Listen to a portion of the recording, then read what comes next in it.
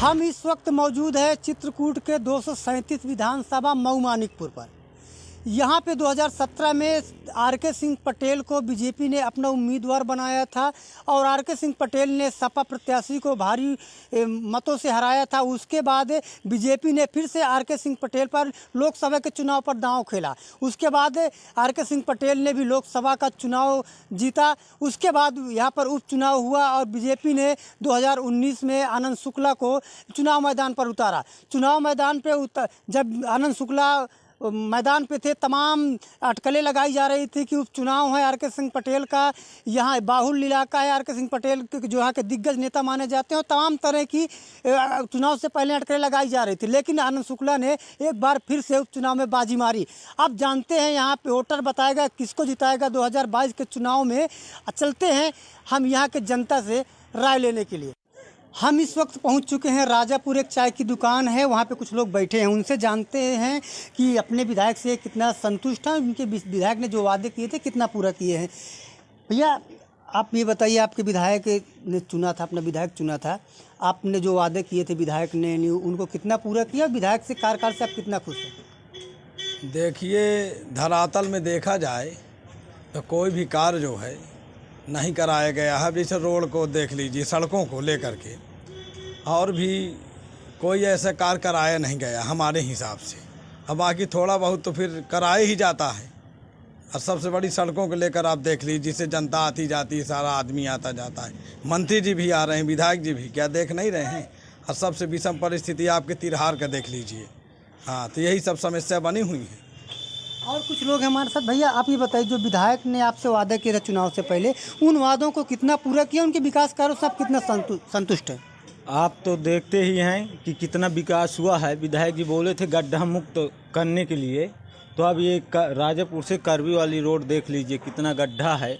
आए दिन घटनाएं होती रहती हैं, बस यही है। और गौ को देख लीजिए, गली गली में सांड मिलेंगे आपको, बस यही विकास हुआ है।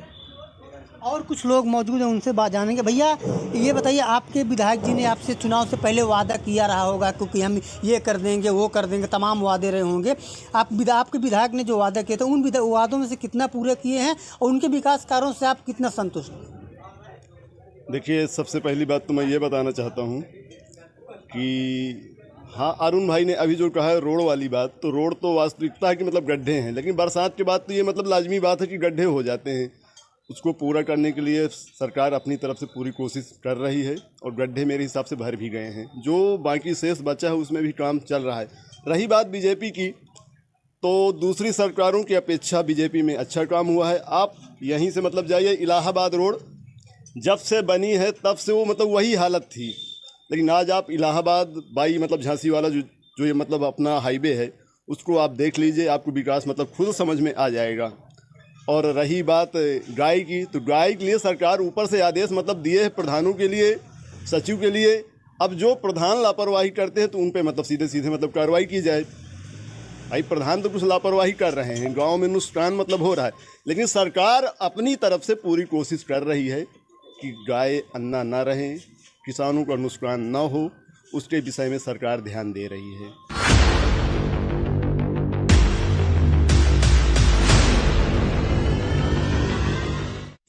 भाई साहब ये बताइए, आप जो आपके वर्तमान विधायक आनंद शुक्ला विधायक हैं, चुनाव से पहले तमाम वादे किए होंगे कि हम ये कर देंगे, सड़कें बनवा देंगे, तमाम तरह के वादे किए रहे होंगे। आप तक विधायक ने कितने वादे पूरे किए? उनके कार्यों से आप कितना संतुष्ट हैं? और 2022 का फिर से चुनाव आने वाला है, उनके विकास कार्यों को किस तरह देखते हैं? 22 में किसे आप वोट करेंगे? देखिए, उपचुनाव में आनंद शुक्ला जी जीत के आए थे।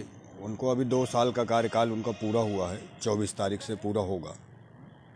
उन्होंने जो वादे अपने कार्यकर्ताओं या तो जनता से उन्होंने किए, लगभग 2-4% कोई छूट रहे हों तो नहीं कहा जा सकता है। नहीं, बाकी सारे कार्यों को उन्होंने तीव्र कार्य किए। 2 साल में उन्होंने वो काम किए जो एक विधायक 5 साल में नहीं कर पाता है।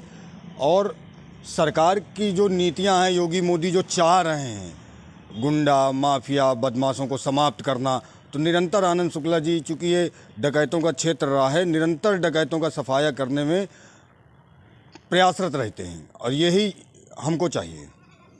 और हमारे साथ एक युवा मौजूद हैं। भैया आप ये बताइए, आपके विधायक आनंद शुक्ला हैं, चुनाव से पहले कई वादे किए रहे होंगे।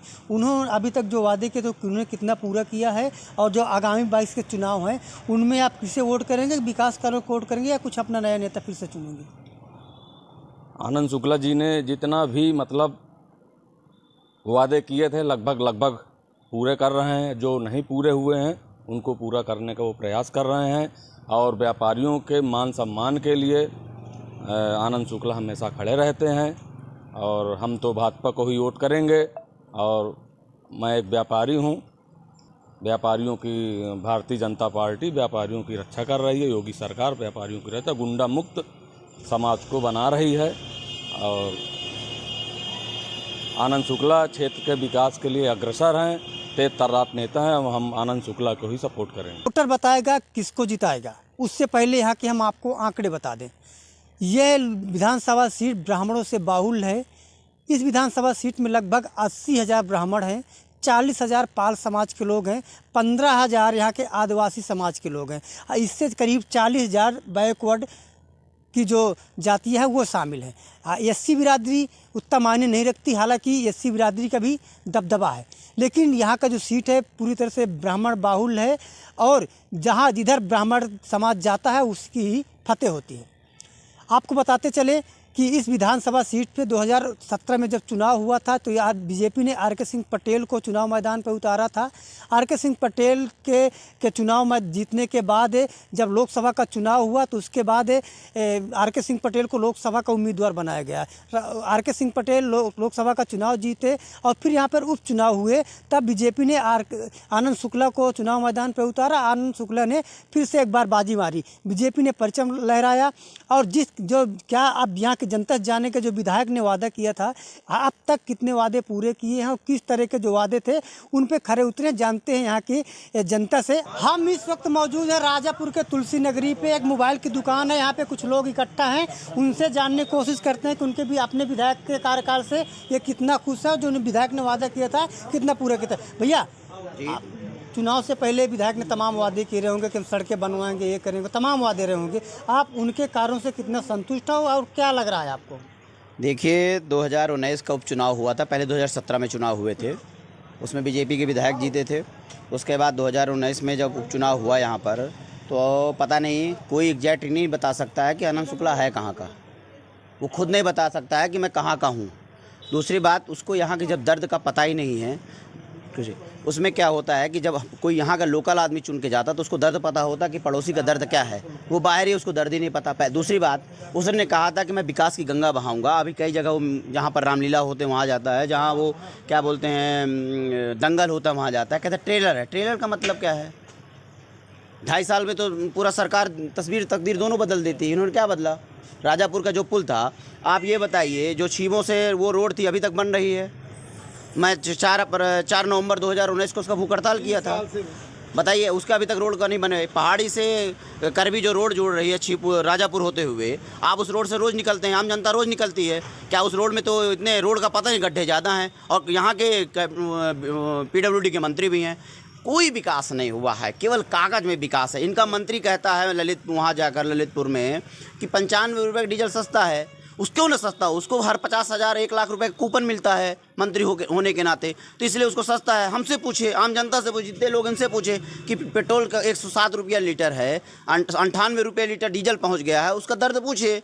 जो डीजल लगता था, आप जाके किसानों से पूछे इस समय, कि इस समय सबसे ज़्यादा जुताई और बुआई का काम चल रहा है, और जुताई बुआई में सबसे ज़्यादा डीजल लगता है। किसान मर रहा है कि डीजल में मिल नहीं रहा है उसको। आप ये सोचिए, जो आलू और प्याज का खाने वाला किसान बेचारा, प्याज 80 रुपया किलो मिल रहा है, टमाटर 80 रुपया किलो मिल रहा है, हम लोग जाएंगे कहाँ? बताइए, ये बताइए, हिंदू मुस्लिम हमें खाना दे देगा कि राष्ट्रवाद हमें खाना दे देगा?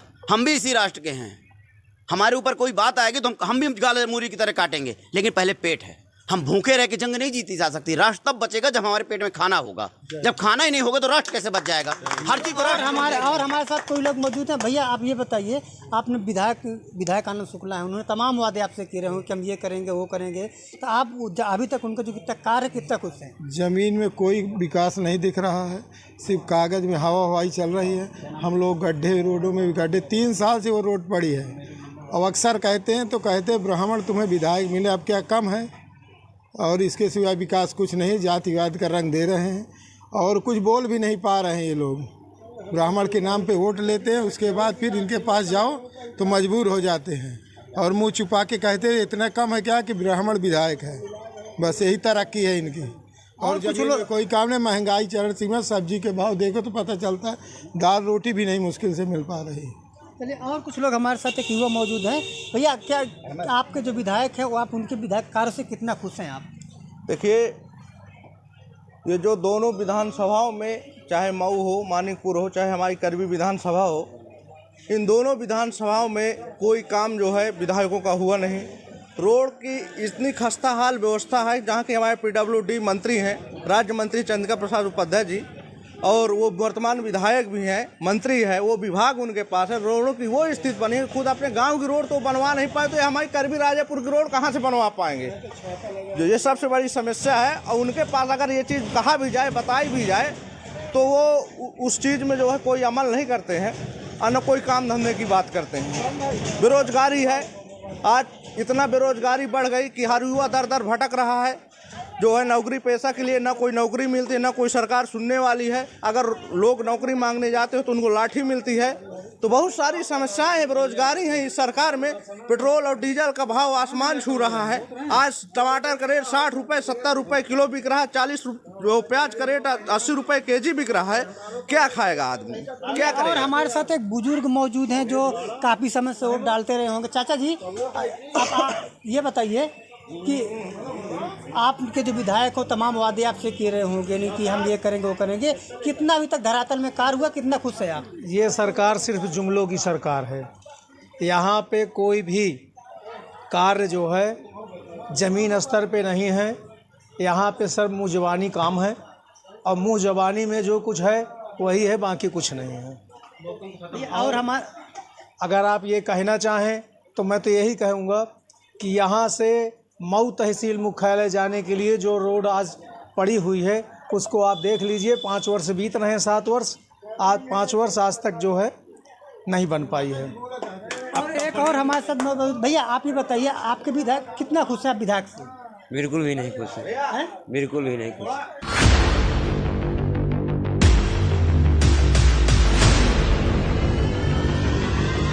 कुछ महिलाएं हैं जो सब्जी लेकर आई हैं, उनसे बात करने की कोशिश करते हैं कि आखिर उनकी क्या राय है और जो 2022 के चुनाव में किन्हें वोट करेंगे और अपने वर्तमान के जो विधायक से कितना खुश है। माता जी, आप ये बताइए, आपको जो विधायक हैं, आप सब्जी लेकर आए हैं, आपको महंगाई में क्या फर्क है? आपको विधायक ने कितना कार्य किया है? हाँ, महंगा है भैया, क्या करे, गरीब मरे क्या खाए हैं? इतना महंगा के सब्जी दाल आटा सब तो महंगा है। गेहूँ 2000 में है और जैसे हमें खरीद के खा के तो क्या खाइए? घर में रहा का कॉलोनी कहा रहे वहाँ न दी और गैस सिलेंडर 1100 में हो गया। हाँ, तो कहाँ से बनाई विधायक ने कुछ वादा किया रहा होगा, कितना पूरा किया जो वादा किए थे? कुछ नहीं पूरा कहीं नहीं। का कॉलोनी देवे, गैस देवे, का 500 में गैस भरवे तो 1100 में भरे जाती। तो आप 22 में वोट किसे करेंगे? चुनाव आने वाला, किसे वोट करेंगे आप? जो हमने कहा वही का दे देवे। चलिए, और एक माता जी है, उनसे जानने की कोशिश कर। माता जी, आप बताइए, आपने विधायक से आप कितना खुश हैं? कोई खुश नहीं है, कोई खुश नहीं, कोई जनता खुश नहीं है। हाँ, जनता और सब चीज का महंगाई, हर एक चीज का महंगाई है और कोई सत्ता नहीं है। चीज कहे हम सोना पहिरा देंगे, कहे मोदी जी कहें कि हम सोना सबका, कि गरीब अमीर सबको पहिर चुका। तो अच्छा सोना मड़ाई पहिरे थे कि एक तोला वो एक राती नहीं खरीदा हुआ था कि मानो बिटियन का तो दे दे, अब भोजन के लाने कोई नहीं। आज आपने देखा हमारे इस खास कार्यक्रम वोटर बताएगा किसको जिताएगा, चित्रकूट के 237 विधानसभा यानी मऊ मानिकपुर की। यहाँ की जो मतदाताओं की राय थी वो आपको हमने दिखाया। अब मिलते हैं अगले विधानसभा सीटों का रुझान लेकर, वहाँ के मतदाताओं की प्रतिक्रिया लेकर जल्द। अपने सहयोगी के साथ मैं Sivan Nishad, जनतन TV, Chitrakoot.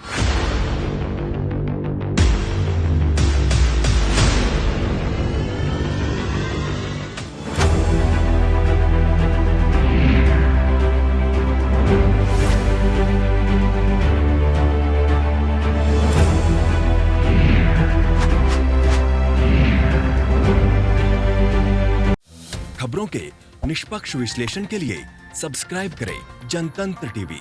and press the bell icon. Never miss any update.